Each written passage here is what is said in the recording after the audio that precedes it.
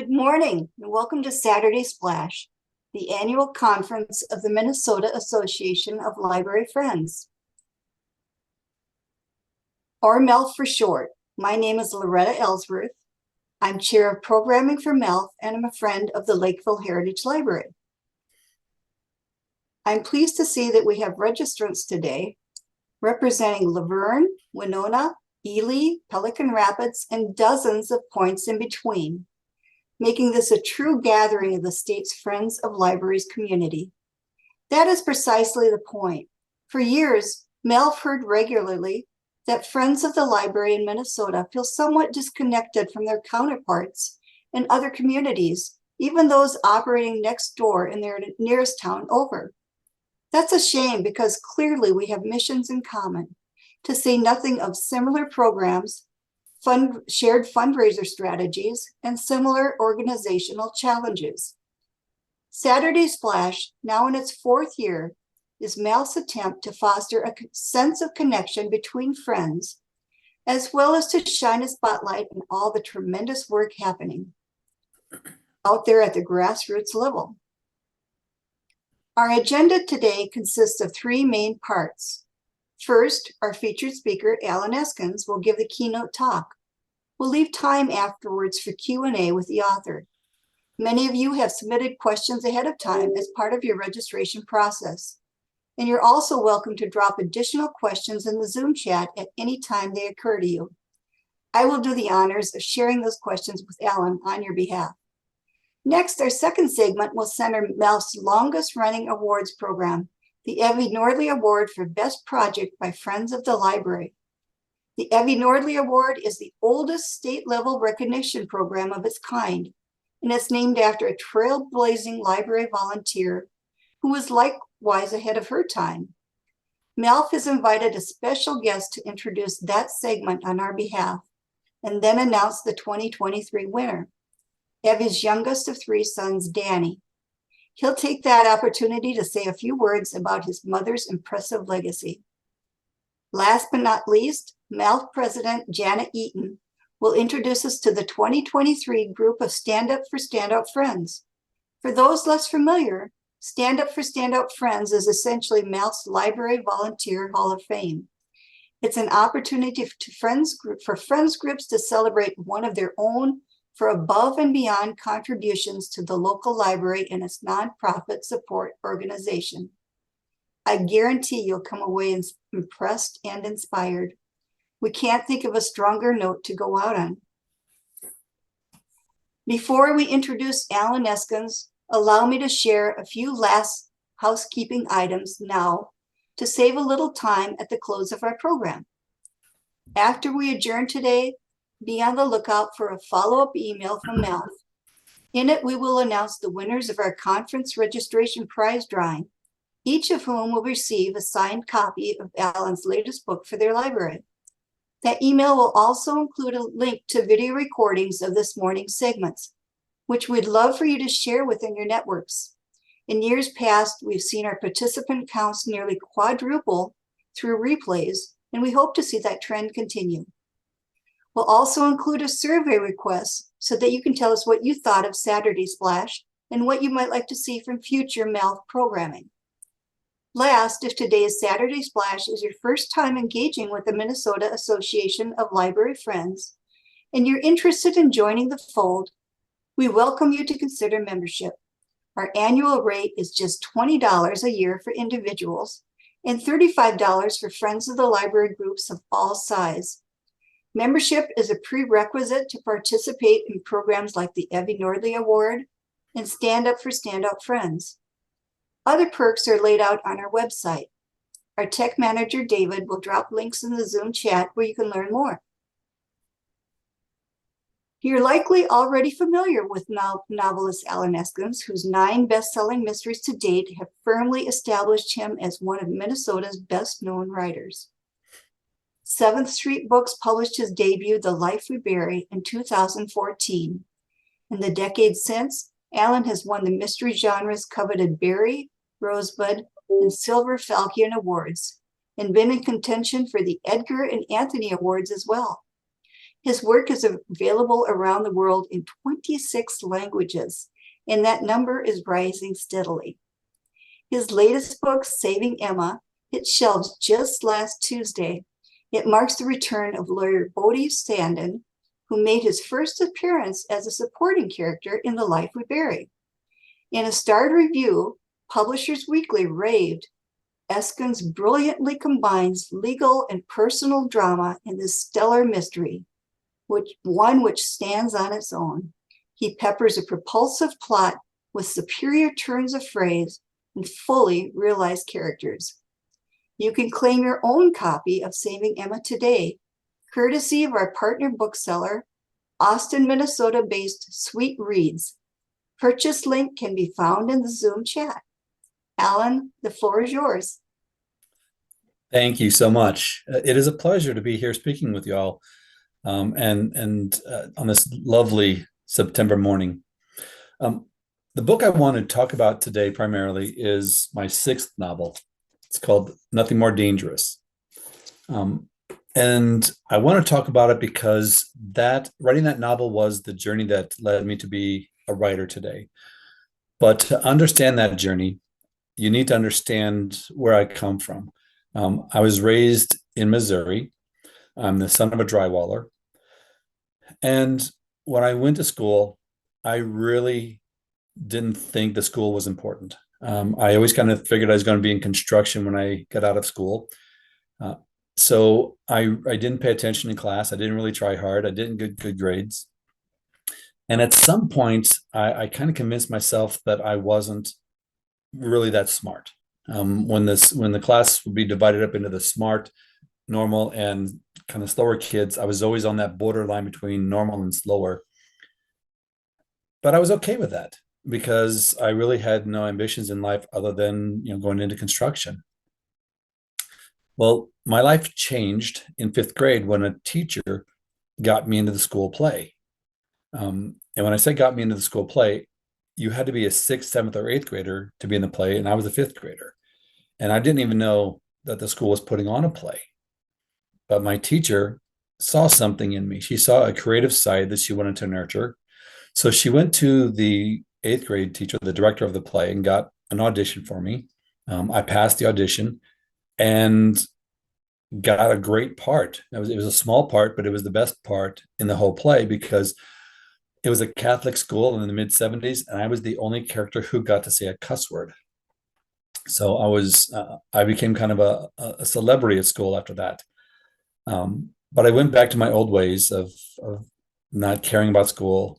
And by the time I graduated 8th grade and went into high school, I was really someone who I hated being at school. I hated homework. I hated everything about school. And I actually vowed that I would not do anything extracurricular.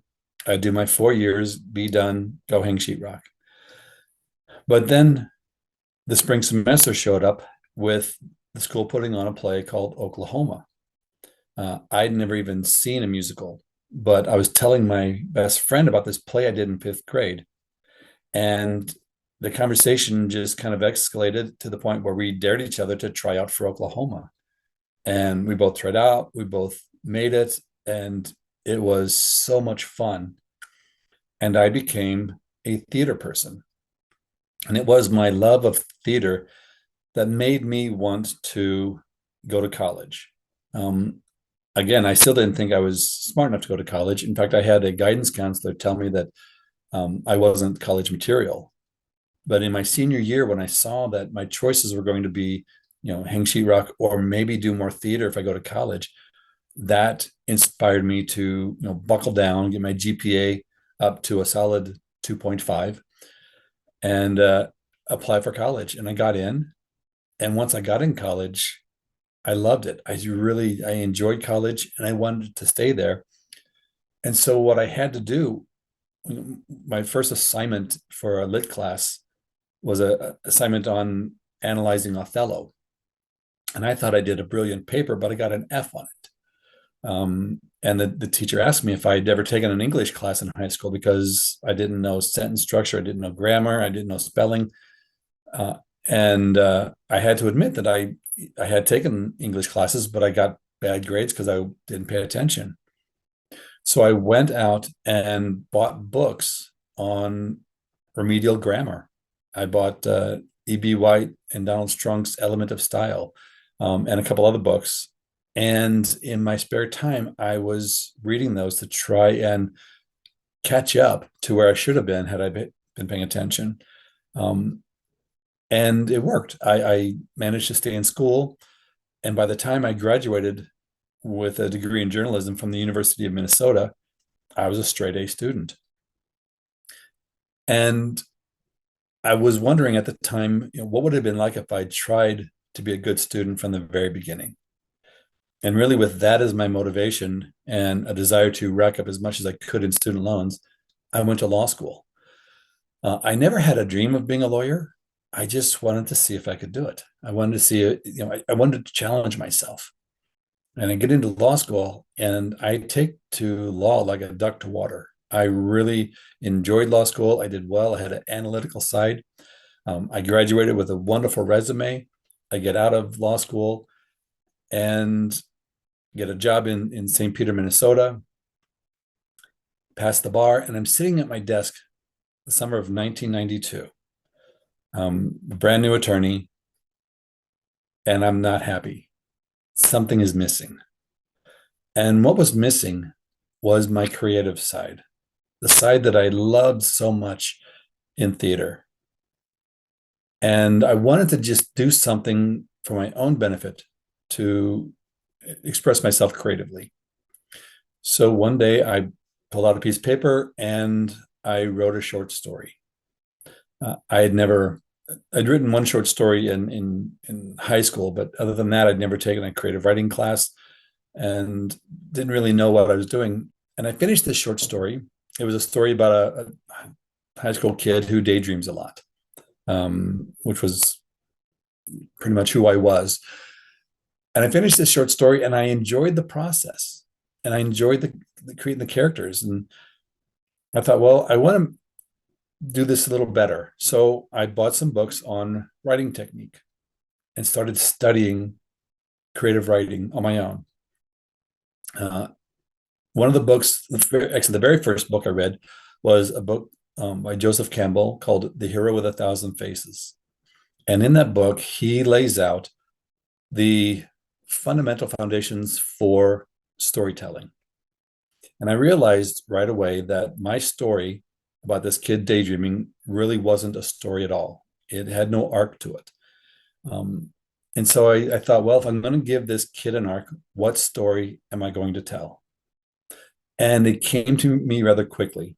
I wanted to tell the story of a young man growing up in a society where racism was so ubiquitous, but under the surface, that you could be extremely racist but not even know it. And it's a story that is based on who I was when I was a teenager. If you had asked me when I was 15, was I prejudiced? I would have proudly said no. I would have said, I'm not, I don't have a prejudiced bone in my body, because I had read To Kill a Mockingbird. And when I read To Kill a Mockingbird, I saw the character of Bob Ewell, this over-the-top racist guy. And I thought, well, I'm not like that, so therefore I'm not racist. I don't believe that blacks and whites should drink out of separate drinking fountains, therefore I'm not racist. But yet, if you had asked me who makes a better quarterback, a white man or a black man, I would have said, well, a white man, because they're smarter. I would have said, I'm not prejudiced. I think a black man can be just as good as a white man if he tries hard enough. So I had these notions of supremacy that I did not know existed until I left home and went to college. So when I was writing the story about this 15-year-old boy, I wanted to give him the journey that I took. My journey took me, a decade, and honestly, to this day, I'm still traveling that journey.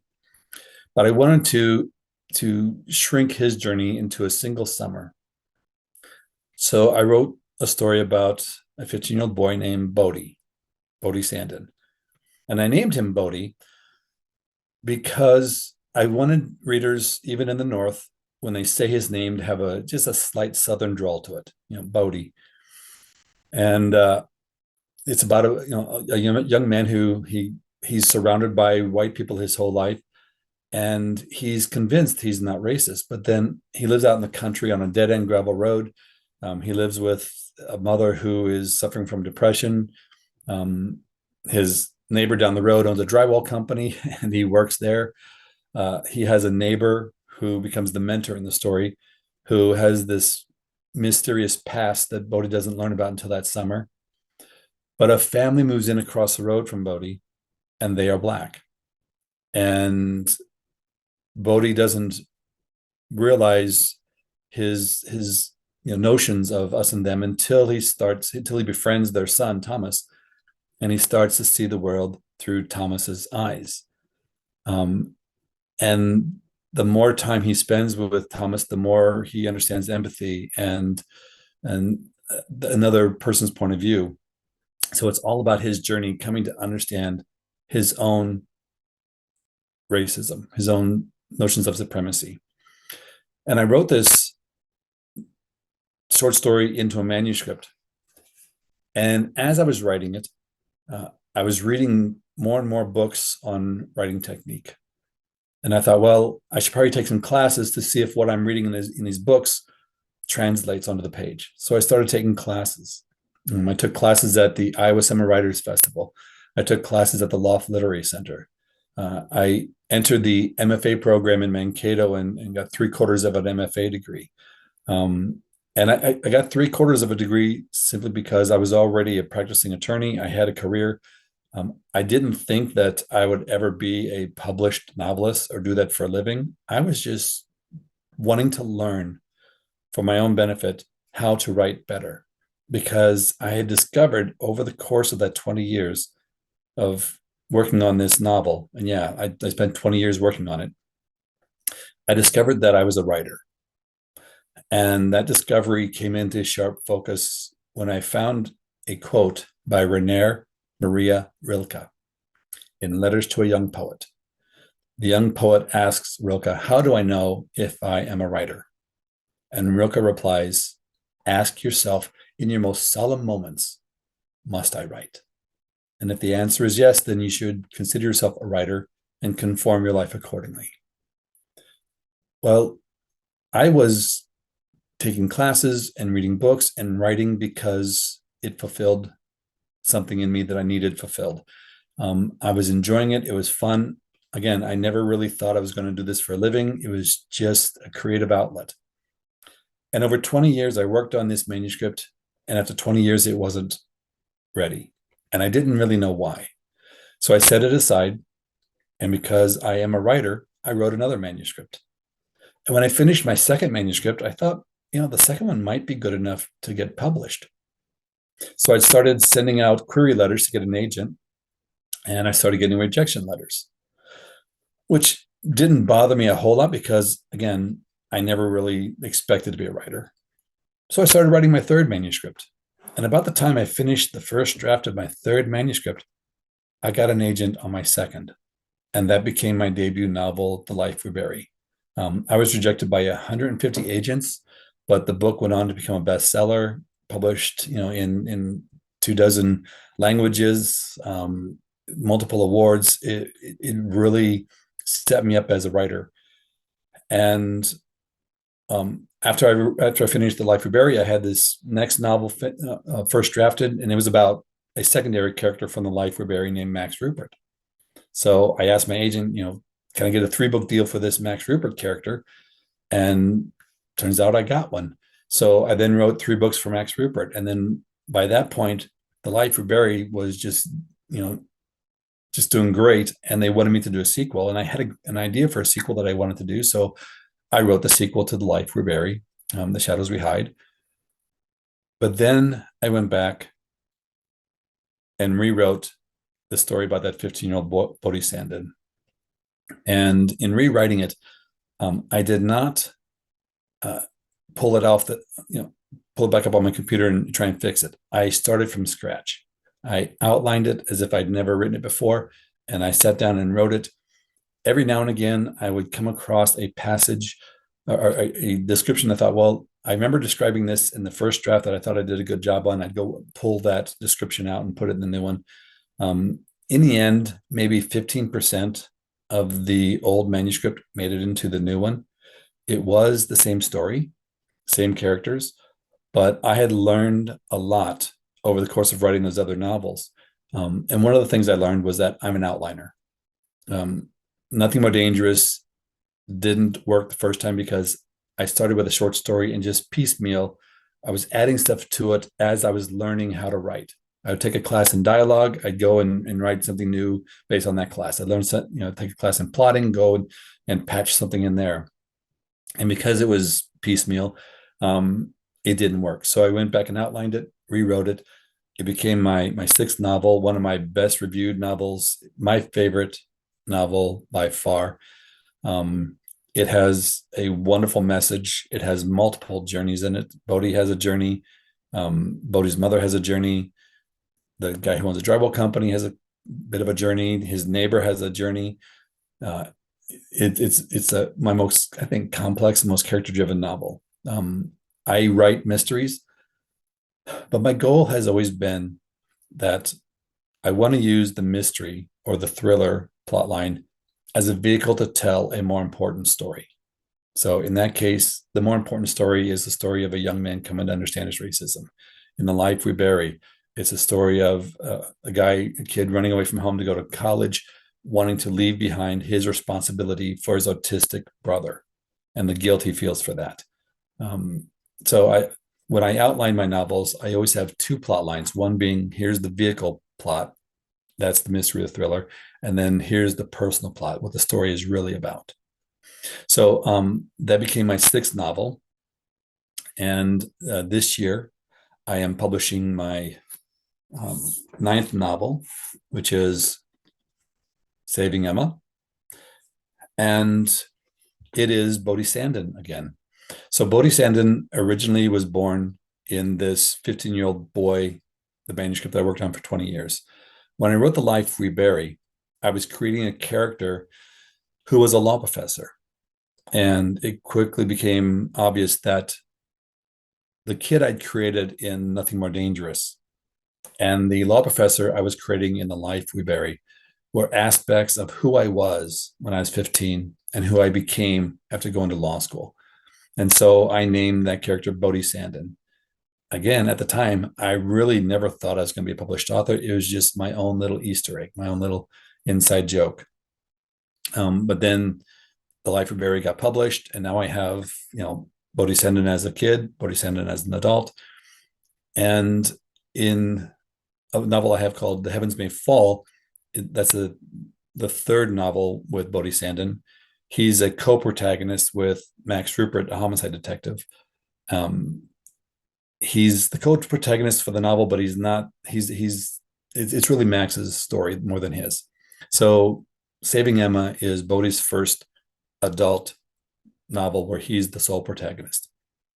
And I got the idea for Saving Emma from a case that I had when I was a young attorney. Practicing in St. Peter, I would take cases at the security hospital. And one of the types of cases that I would do was a thing called a Jarvis hearing. Now, what a Jarvis hearing is when you have a patient who you've given them medications and there seems to be a plateau, that they're not getting any better. There's a next level of medication or treatment called neuroleptics, or there's also electroconvulsive, we know as shock therapy. Now, because those therapies bring with them significant side effects, the patient has a right to a hearing with an attorney before a judge to determine if it's appropriate. So I used to take those cases. And one time I met this man who thought himself to be a prophet. Now, it is not at all unusual for someone in the security hospital suffering from schizophrenia to believe they talk to God. In fact, research suggests between 25 and 50% of people with schizophrenia have that attached ideation. But what was unusual was that this man was quite articulate. my other clients who spoke to God would speak in religious gibberish. They really didn't make sense. But this man was articulate, intelligent. We had interesting conversations about religion. And so in preparing his case, what I did was I went back and dug out my Old Testament and started reading about the prophets of old, because I knew my judge in that case to be a man who was a devout Christian. And so I show up at the hearing and I point out the prophet Isaiah walked around for 3 years naked while preaching. Ezekiel ate bread that was baked over cow dung. Balaam spoke to his donkey and the donkey spoke back. If you believe that prophets existed 3,000 years ago, then you have to believe that they could exist today. And if they could exist today, how do you know that this man is not a prophet? Because really, if Isaiah were walking around today preaching, where would he be but the security hospital? And that was my defense. I said, if you believe that prophets can exist, why not today? Why not this man? And the judge said, that's a very interesting argument, Mr. Eskens. You lose. But the story, the character stayed with me. And he inspired Saving Emma. So Bodhi Sandin, who is a law professor, works for the Innocence Project. And he gets a case of a man who believes himself to be a prophet, who is in the security hospital for having killed a megachurch pastor. And this man, Elijah, his sister goes to Bodhi to get Bodhi on the case. So Bodhi is looking into whether or not this man actually committed the crime, committed the act of murdering this megachurch pastor. It is my most, I think, Agatha Christie-esque mystery in terms of there is a reveal at the end where it's like a closed room type of reveal. I have laced the novel with religious clues that if you know your Bible well, it'll help you, guide you towards the answer. But that's the mystery plot. The personal plot is that Bodhi is losing his family. He and his wife Diana, who he meets, by the way, he calls her Dee now, but he meets her when they were in high school in Nothing More Dangerous. But he and Diana they're guardians over this young woman named Emma. She's 14. They've had her for 4 years, and they're becoming estranged. And Bodhi doesn't understand what he's done wrong to create this estrangement. And he's struggling with his role in this young woman's life, as guardian or father figure. And there's outside forces that are manipulating her, trying to pull her away from this family. And he's trying to hold the family together. So that's the second is the story of a man trying to hold his family together and understand his role in this young woman's life. But it operates on a third level, and the third level is really more of a sidebar. It is the conversations between Bodhi, who is a disaffected ex-Catholic, and this man who talks to God. And it's basically set up as a dialogue similar to Galileo's dialogue, where Galileo presented the evidence of the Earth orbiting the sun versus the sun orbiting the Earth, the scientist versus the religious person. It's just a dialogue on religion, on issues that I found to be interesting, that I hope are interesting. The reviews coming in have suggested that I did a good job with it, because I didn't want to be heavy-handed. I didn't want to be preachy. I just wanted to have a discussion and leave it up to the reader to decide. But it's kind of a sidebar that was just an interesting thing for me to write about. So that came out on the 19th. I've been loving hearing from people who've read it. The reviews are wonderful, so I'm very excited about it being out there. And now I want to talk about the book I'm writing right now, because it touches upon libraries. And when I'm finished talking about that, we're going to open this up to a Q&A. So have your questions ready. But I'm writing a book. So all my books so far have been about this community of characters that I created in the novel The Life We Bury. Max Rupert, Bodhi Sandin, Joe Talbert, Lila Nash are all characters in that first novel, but then they all have their own stories going forward. The novel I'm writing now doesn't have a title, but it is a story that it has nothing to do with this community. It is the story of a woman, a middle-aged woman who is a librarian in Farmington, Minnesota. And she's a person who kind of blends into the background by choice. She's very unassuming, very quiet. The children call her the sweater lady because she's always wearing cardigan sweaters, even in the summertime. But she has a history. She came of age in Bosnia in 1995 at the height of the Bosnian War. She went through incredible trauma and became a fighter for the Bosnian cause and had to flee the country at the end of that summer. And the story begins when her past catches up to who she is today, and she has to go back and find that fighting person, that fighting spirit that she had when she was 17 and growing up in Bosnia. So like I said, the protagonist is a librarian, and there is a character who she's the president of the Friends of the Library in Farmington. She only has 3 scenes, but she's an important and very nice person, I guess I should say.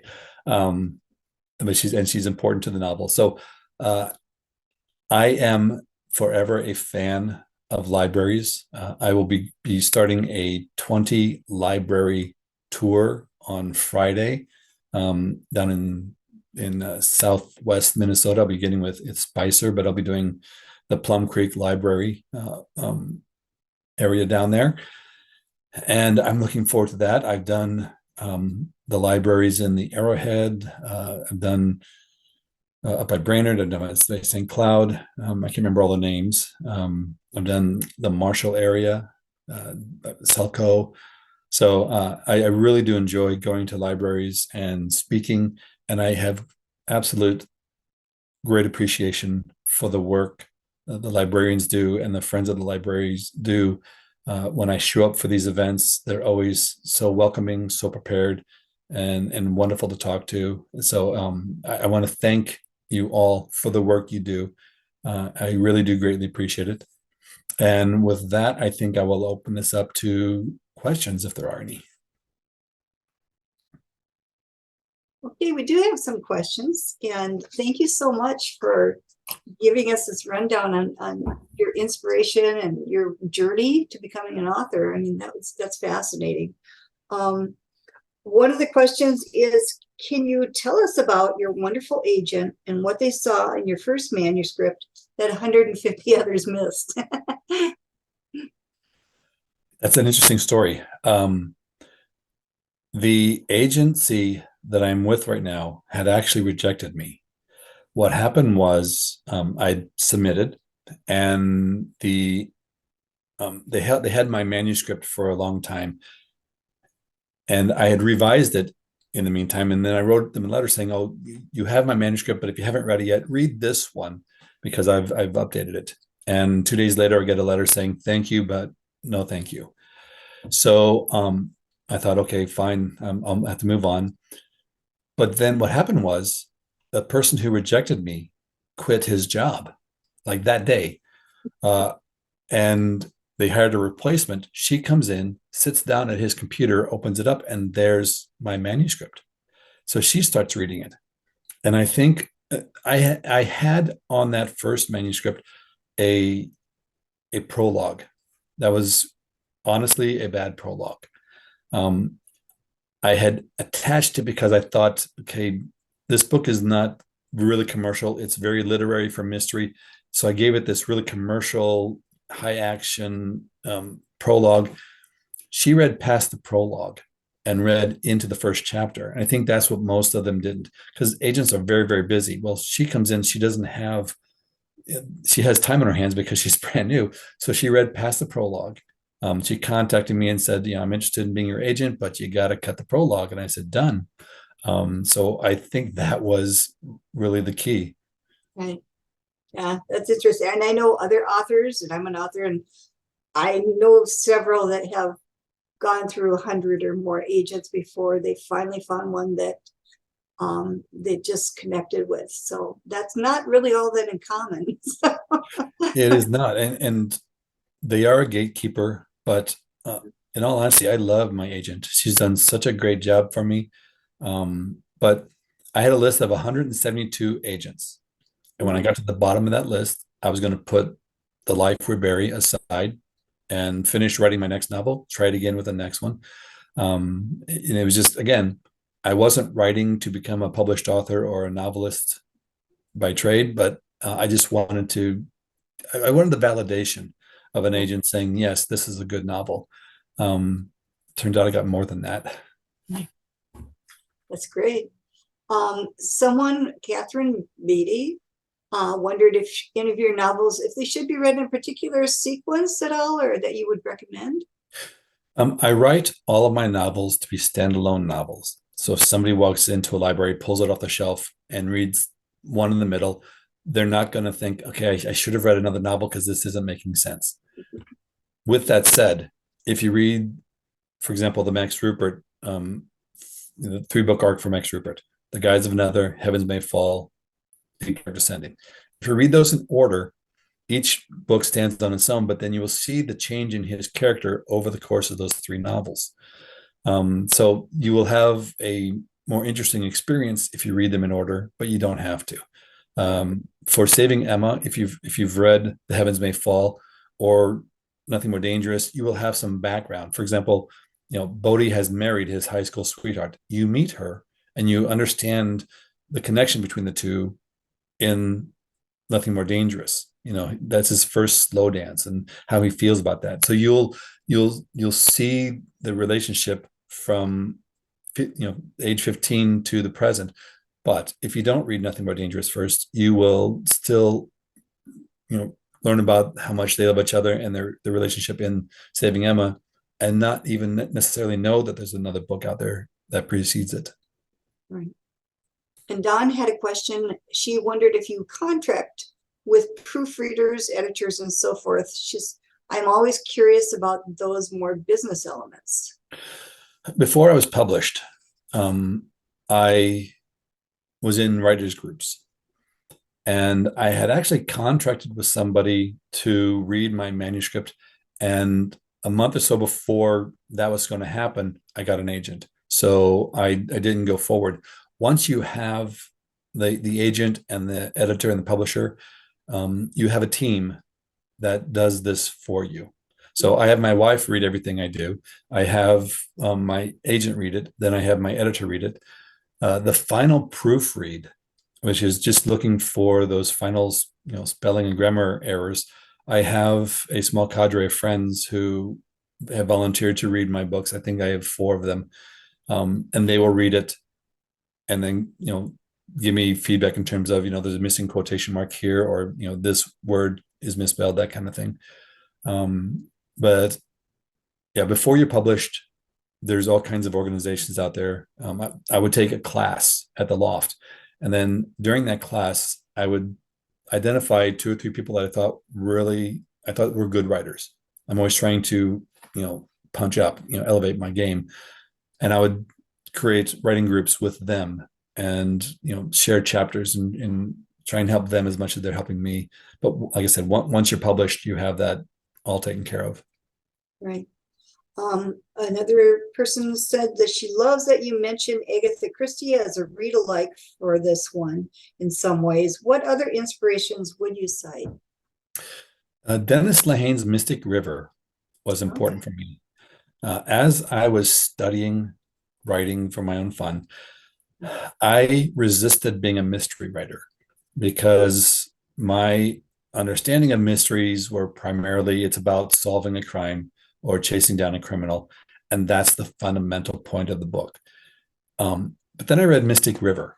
And Mystic River wasn't, if you looked at just the mystery of Mystic River, it's not complex.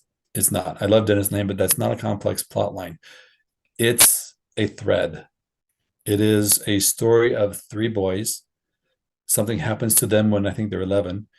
And then it shifts to when they are adults and how this thing that happened to them when they were 11 affected who they became and how they interact with each other as adults when one of their daughters is murdered. So there is a murder mystery, but that's not really the point of the story. And when I read that, then I realized that as a criminal defense attorney, I have the knowledge to do mysteries. I know police procedure. I know evidence. I can use that as a vehicle to tell these other stories that I wanted to tell. So in Nothing More Dangerous, for example, there is a mystery, but like Mystic River, it is more of a thread than a tentpole. It connects the various characters during the course of this summer, and it's a missing woman named Lyda Poe, and so like I said, Dennis Lehane, I think was very influential. And I got to interview him earlier this year for his most recent novel, Small Mercies. That's fantastic. Um, uh, do you still practice law? I did not practice law. I resigned from the practice of law back in 2017, and I'm not even a licensed attorney anymore.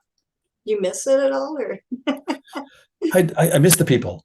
okay? I don't miss the stress. I don't miss the day-to-day workload, but I do miss sitting outside of the courtrooms waiting for your hearing, and you're talking to other attorneys and court staff and bailiffs and just that kind of chatting. My life now is I get up in the morning, eat breakfast, go down to my basement and spend the day in the basement. So I do have outlets where I get together with my old friends, but I miss that part of it. Right. And Sarah asked what advice you might have for MFA's aspiring writers. She has a three-part question here. What are your writing habits to which you attribute your ability to turn out thrillers at such a nice and steady clip? And then she had a question about if you had any say in the cover art gracing your books. She loves Forsaken Country the most. But so first of all, what advice might you have for MFAs and aspiring writers? I think I studied outside the MFA world first, and then I went into the MFA world. And at least where I was at, what I found was outside, when you take these classes at the loft and stuff, you often focus on the nuts and bolts, or what I call the tools of being a writer. So, for example, you'll have a class on dialogue, and the focus is how do I take this dialogue and make it tense? What can I do to make it sound real, to make it, to add tension to it? There are techniques that you can do. If you want to speed up pace, here's 12 things you can do to speed up pace, or 10 things to do to slow down pace. And it was very nuts and bolts oriented. I think for me that was an important first step, to have my toolbox full, understanding how to create tension, how to create profluence and make the reader get pulled forward. Then I enter the MFA program, and it's more ethereal. It's more, talking about Faulkner versus Hemingway, and it didn't focus on the nuts and bolts as much. So the craft of writing is something that I will study until I am no longer able to write. There will never be a day when I think I know what I'm doing. But I'm getting, I enjoy the process of learning. For example, I just found a psychological article a couple months ago on tension that explains the psychology of tension. The tension lies in the gap between hope and fear. I'm always looking for that kind of understanding, the depth of understanding of the craft, because that's how I learn, at least. So once I have that information in my head and I have the tools, then I can focus on how to apply it best and practice using it in my work. Writing habits, I outline. If you are not published or you're struggling, I think outlining is a must, because I will spend 3 to 4 months outlining a novel before I sit down to write it. I want to know the arc of the story. I want to know where this story is going from beginning to end. I want to know Act 1, Act 2, Act 3, denouement, everything, before I sit down to write it. Then when I sit down to write it, I want to know what this chapter I'm working on, what's the arc of that chapter. I want to know what's at stake for the character. I actually write on the top of the page, what's at stake, and then answer the question. What is the desire versus the obstruction to that desire? I write that on the top of the page. What is the change in the character over the course of this chapter going to be? I write that at the top of the page. Now I'm ready to actually write the chapter, and I can focus not on what's going to happen next, but why it's going to happen next, or how best to create the arc, or tell the story, or fill in the descriptions. I never sit down and think, okay, what's going to happen next, and then stare at the screen. I never have that kind of writer's block, because I know before I sit down what I'm writing about that day. I may stumble over transitions, or if there's how best to write a particular part of the scene. If I stumble there, I go for a walk, think about it. It breaks the logjam, come back and sit down, write. I get up in the morning, I have breakfast, go down, write for an hour or 2 hours, go work out. While I'm working out, I'm thinking about what I just written or what I'm about to keep writing, and editing in my head. Can I make what I just wrote better? Eat lunch, come back. I want to write about 1,000 words a day. I'll get a first draft done in 3 to 4 months. Then I revise, and I love revision. There's a saying that I like.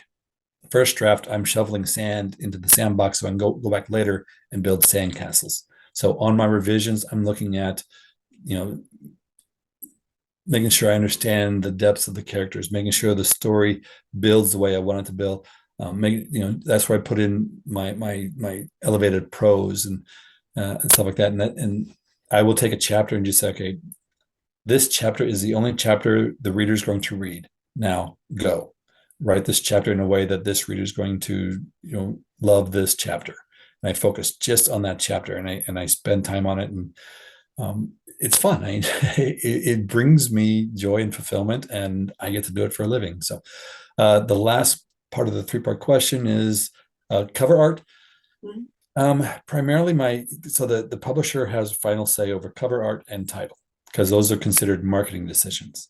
What goes in the novel, I have final say over, but they have final say over that. They do take my thoughts into consideration, and for titles, I'll give them a title. They say no, we don't like it. I have to come up with a new one. There have been twice when I said, really, this title is the title. You need to stick with it. And they have bucked but agreed with me. So Forsaken Country, that was, I said, really, I've worked on this. I can't come up with a better title than Forsaken Country. Please reconsider. And they said, yeah, we'll keep Forsaken Country. And Nothing More Dangerous wasn't the original title, but it was a title that when I found it, I said, this has got to be the title for this book, because it comes from a Martin Luther King quote: "Nothing in all the world is more dangerous than sincere ignorance." And that is really the theme of what that novel is about. So when I found that, I said, this has got to be the title. And they were a little reluctant, but then they stuck with me. Mm-hmm. What was the hardest book to write? Well, the hardest book was Nothing More Dangerous, just because I didn't know how to write when I started writing it. It was my learning novel, and it was the story that was most dear to my heart. It really is based in large part on my life as a 15-year-old. There's a lot of racist sayings and racist jokes in there, and not a one of them is something that I didn't either say or hear when I was growing up. And so it was really exorcising ghosts writing that novel, but it was also a labor of love. And it was the book that, once I started becoming a published author and started publishing novels, I would secretly say to my wife, I just hope I don't die before I get Nothing More Dangerous on the bookshelf, because I really want to finish that novel. It was a book of your heart, right? It is. what's your favorite question to get in Q&As? Or in other words, what should we ask that we do not know to ask about? I always get the question of process. Boy, I don't know. I've gotten so many questions over the years. The strangest question I ever got was, if I were a superhero, what would my superpower be? And I was talking to a college class, and my answer was it'd be creativity. I'd be MacGyver. But boy, I'm stumped. I don't know what questions to ask. Well, I know someone else is extreme from Farmington was excited to hear that you're using your next book is using a character from Farmington, Minnesota. Do we have someone from Farmington here? Yes, we do. Oh, wonderful. And I'm from Lakeville, so I'm excited about that too. Yeah, so I went to the Farmington Library when I was outlining this, just to kind of walk around and Right. get a feel for what the library looked like. And on first draft, you tend to put all your research in there. So there was like a conference room with, I think it was a green tinted glass wall, and I had a great description of this conference room. And when I went back to reread it, I realized that the description slowed the pace down, so I cut it back a bit. But my character still looks out the window at the grain elevator that's outside, that's beside the railroad tracks. And I try and go to my locations before I write about them, so that I have a good feel for what's there. We see, we do have some other questions here. I'm going to go back in here, make sure I didn't miss some of those. We have a list of questions that were submitted. Right. There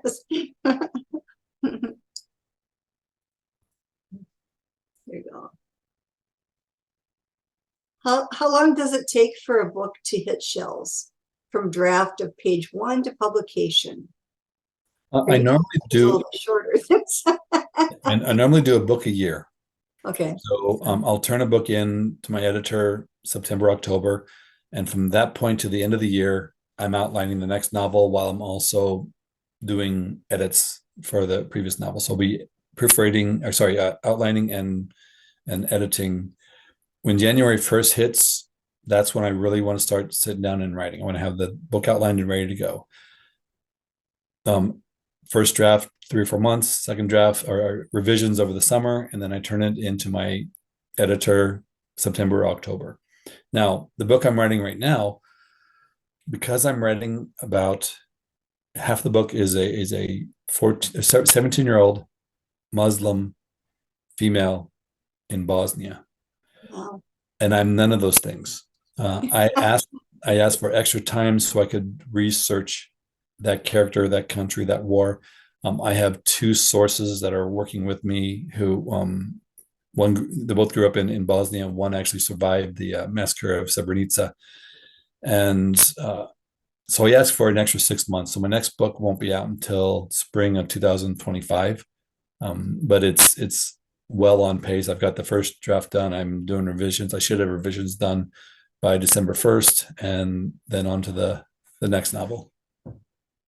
Do you, for a book like that, would you look for like a sensitivity reader or someone? I suppose you have to do extra research and contact people that, you know. Both a sensitivity reader and I want to be true to, I mean, for example, a 17-year-old Muslim girl, what would she call her father? Would she call him dad, pop? A Bosnian girl. And so that's where the sources are important. So my friend said you would call him Babo. So I know to call him Babo. There's a scene in there where my character and her father build a generator out of a cement mixer or mortar mixer. That came from the other source, who, when he was in Srebrenica, they made generators from any motor they could find, including cement mixers, so they could power the refrigerators and stuff. So it's both cultural sensitivity, you know, again, not being Muslim, and my character is a cultural Muslim, not a religious Muslim, and that is also consistent with the country and the society. But I wanted to be culturally accurate. I wanted to be accurate in terms of what it's like to be in the middle of the Bosnian War. So yeah, all that stuff. We also had a question submitted by email. As someone who knows and practices the law, what are some of your pet peeves about how other writers, as well as TV and other media, portray lawyers, cases, law enforcement, and related topics? This person's a paralegal, and they cringe when cases seem to take place in the course of a day, jury and all. Yeah, so when people are writing for TV and movies, they Mhm. want to make their protagonists tough guys. And what often happens is because these people are tough guys, they go off on their own and do stuff that would absolutely destroy the case. They break into the home and search for evidence without a warrant. They arrest somebody and violate the Miranda rights. They do stuff that as a lawyer, I'm looking at it and going, okay, that case is going to get thrown out. Congratulations. Also, how lawyers treat other lawyers in film and TV. You need tension, you need conflict, and so all prosecutors push back and have conflict with the defense attorneys and vice versa. In reality, I play poker with the prosecutors.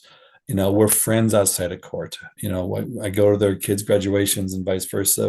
The judges come play poker with us, and what's outside of the courtroom is outside the courtroom.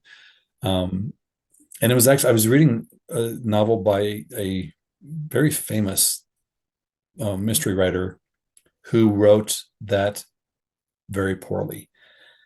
And that was one of the things where I'm thinking, okay, I could write a better mystery than this because I know this world. And little things like, okay, the person handled the knife. Well, there's no fingerprints on the knife, but there's epithelial DNA on the knife handle. And you miss that. Or I understand how telephone technology works in terms of how you can track somebody. So a person calls into 911 on their cell phone, and then they end the call. Well, 911 can track your cell phone now. Little things like that that when I see them, it throws me right out of the story, and it's like, okay, I can't watch this anymore. Also, someone submitted a question. Who are some of your favorite mystery writers in the game today? Anyone you would recommend after Saving Emma? You can't go wrong with William Ken Kruger. He's a gentleman and an excellent writer. There are so many good female authors out there. I just read and interviewed Lisa Jewell. None of this is true. I really liked that novel. I'm doing events with Mindy Mejia. I haven't read her latest, but what I have read of hers is really good. I've got an author friend out of Missouri named Laura McHugh. I haven't read a bad novel by her. So yeah, there's so many. It's hard to narrow it down. Are any of your books being considered for movie development, or? Yes. The Life We Bury had been under option up until COVID. We had a producer want to buy the option again in March, but what was happening was it would fall apart in the screenwriting stage. And so I wrote my own screenplay. And when the producer wanted to buy the option, I sent him my screenplay and said, okay, take a look at this and give me your thoughts on that, because I would also like to be the screenwriter. And he says, I like it. And then the Screenwriters Guild went on strike. So yes. I wasn't able to sign a contract. So I told them when the strike is over, if you're still interested, contact me. The strike is officially over, I think, as of Wednesday, but my agent is on vacation right now. So we'll see what happens. I don't, if something gets made into a movie, it's icing on the cake. It is, and I'm writing screenplays from my novels just for for my own fun, for my own fulfillment. Nothing may come of it, but if something does, it'd be kind of fun to see my name up on a screen. But uh, I don't know, it's just an interesting ride regardless. Well, I loved Nothing More Dangerous, and I just got my copy of Saving Emma, so I'm anxious to read that as well. And I think we're going to, next up is the Evie Nordley Award, and I really want to thank you for sharing your experience and your books with us today, and it was so enjoyable. It was a real treat, everyone. Wonderful comments. I don't know if you saw the comments in this. Anyhow, but they love your books and they loved hearing you today. So, well, I want to thank you for the invitation and the opportunity to speak to you all. And I hope to see most of you down the road when I do library events. okay, we hope Okay. to see you. Thank you. Bye-bye, everybody.